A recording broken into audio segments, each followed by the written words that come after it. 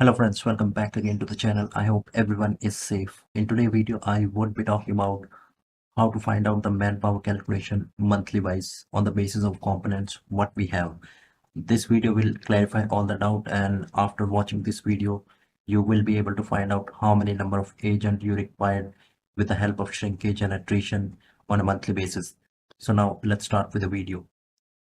Now you can see that on my screen, I have taken some assumptions.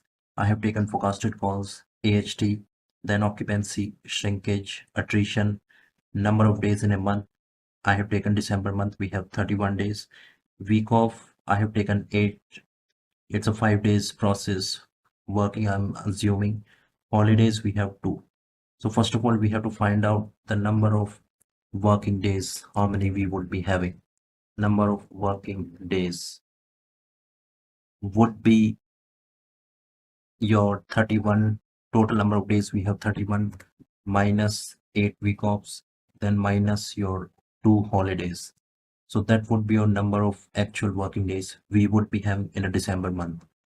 After that, we need to find out calls per hour.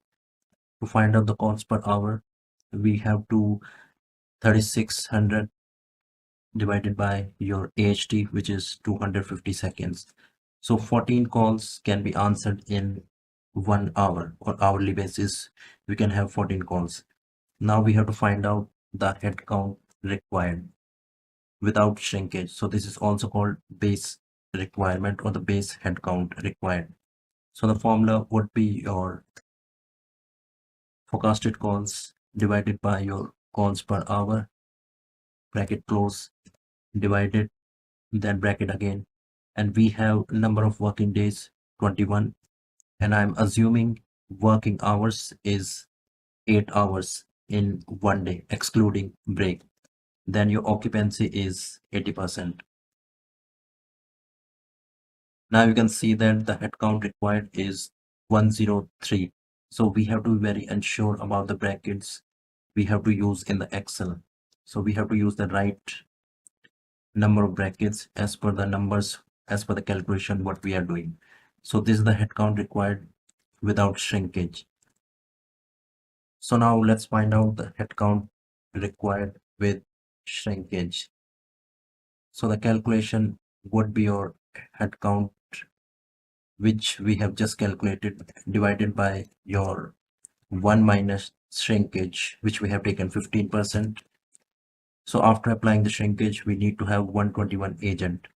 We have also given attrition, which also says that we are assuming 5% of attrition in a month. So the buffer head count would be your head count required without shrinkage multiplied by your attrition, which is 5%. So this is the buffer head count we have in a monthly basis of approximately 5 agent. So we have to find out the actual head count required with all the calculations, or you can say the total head count. So the calculation would be your head count with shrinkage plus the buffer head count, which is 5. So approximately we need to have 127 agent to handle this forecasted call volume. How we can find out the number of calls can be answered if we have limited components given. So I would request to please subscribe and share for more. So now let's start with the video. You can see that on my screen. You can see that on my screen that I have the question, which is how many number of call can be answered if we have 10 agents. AHT is 15 minutes and login time is 9 hours. So we have agent given is 10. Then we have AHT, which is in 15 minutes. So we can simply convert AHT into hours. Convert AHT into hours. So the simple calculation would be your 15 divided by 60. So now we have AHT in hours. After that, we have given login hours, which is 9 hours.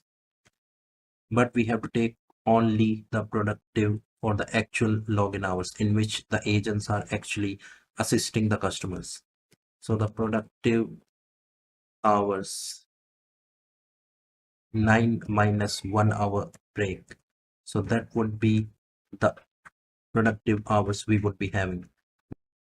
Now we have the details, and on the basis of these details, we have to find out how many number of calls can be answered. So first of all, we have to find out number of available agent hours we have. After that, we have to find out how many number of agent hours we have. Agent hours available. So the simple formula would be your 8 multiplied by, we have 10 agents. So we have 80 hours available. Now we have to find out how many number of calls can be answered. Number of calls can be handled. So the calculation would be your agent hours available, which is 80 divided by your AHT, which we have already converted into hours. So we have 320 calls can be answered. I hope you like the video. Please subscribe and share for more. In one of the interview question was asked, a call center operates on 24 by 7 schedule and is considering adding a third shift to meet increased demand. The plant currently has two 8-hour shifts with 50 workers each. To maintain quality, the plant must not exceed 200 production units per hour across all shifts. Each worker is currently producing 2.5 units per hour. So the scenario here is that if the third shift is added, how many workers are required for each shift to meet the production limit? So to understand the question very carefully, call center is running 24 by 7 and we have two 8-hour shifts. In these two shifts, we have 50 workers each. And the plant must not exceed 200 production units per hour, and one worker is currently producing only 2.5 units per hour. So now let's calculate it how we can simply go about it and clear this question. So first of all, we have to find out calculate current production per shift. So to find out that, we need to know current production per hour. What would be? So that would be your 2.5 per hour multiplied by your 8. One worker is working for 8 hours. So that would be your 20 units per worker per shift. After that, we have to find out current total production per shift.